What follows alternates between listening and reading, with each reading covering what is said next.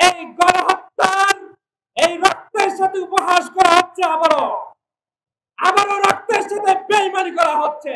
যে সকল সচিবরা, যে সকল ডিসিরা, যে সকল এসপিরা শেখ হাসিনার হুকুম বাস্তবায়ন করেছিল, তাদের সকল ধরনের পদ থেকে বরখাস্ত করে তাদেরকে জেলের ভাত খাওয়াতে হবে।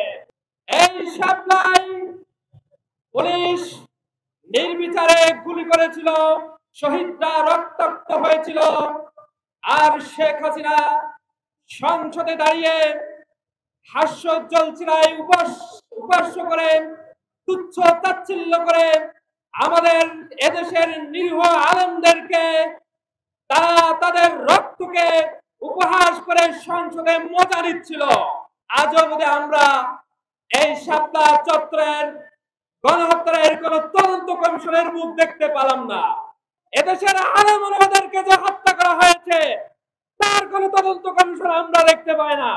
28 অক্টোবর বাংলাদেশ ইসলামী ছাত্র শিবিরের উপরে যে নির্মমভাবে গণহত্যা চালিয়েছিল তার কোন তদন্ত কমিশন।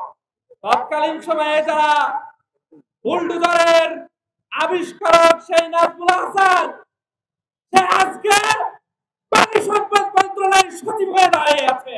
এই গণহত্যার এই রক্তের সাথে উপহাস করা হচ্ছে, আবারও রক্তের সাথে বেইমানি করা হচ্ছে।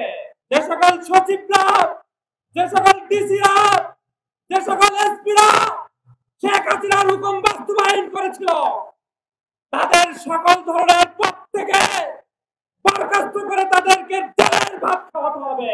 এভাবে করে 5ই আগস্টে, যেভাবে করে জুলাই আন্দোলনে রক্ত দিয়ে শেখ হাসিনার পতন ঘটিয়েছে, আবারও তারা দেখাচ্ছে রক্ত দেবে বিচারের দাবিতে।